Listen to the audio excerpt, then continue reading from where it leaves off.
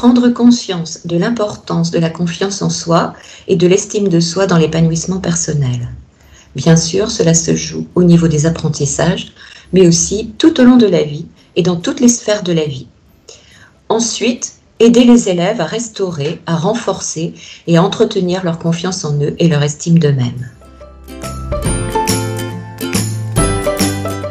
Nous définirons les bases théoriques fondamentales qui sont liées à ces deux notions interdépendantes et nous verrons aussi leur impact sur l'apprentissage. Je partagerai avec vous surtout de nombreux exercices simples, concrets, ludiques, faciles à utiliser en classe et ce, quelle que soit votre matière.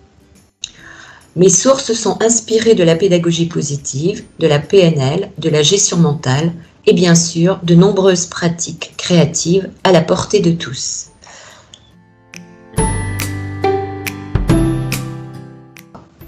La créativité est mon canal prioritaire de fonctionnement mental et aussi de connexion au monde.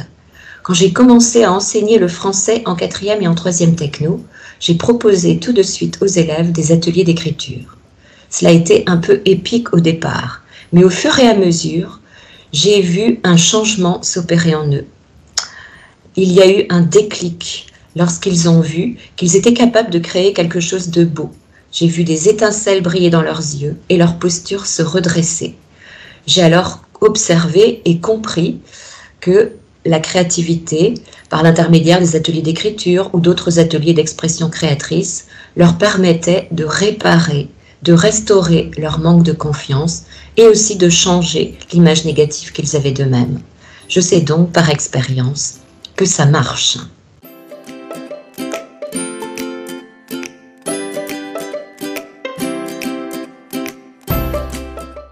Le stress et la peur de l'échec sont des phénomènes très présents dans nos quotidiens, dans vos quotidiens, en tant qu'enseignants, professionnels de l'éducation.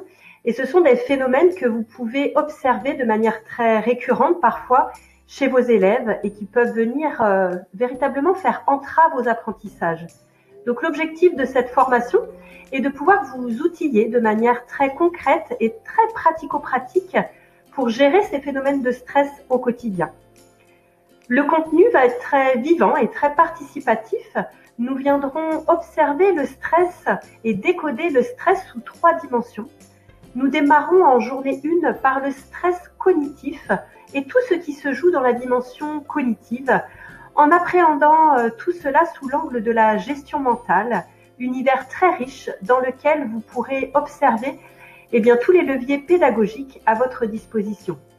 En journée 2, nous viendrons observer et explorer le stress sous la dimension émotionnelle et tout ce qui se joue sur le plan émotionnel lorsque le stress s'invite à nous.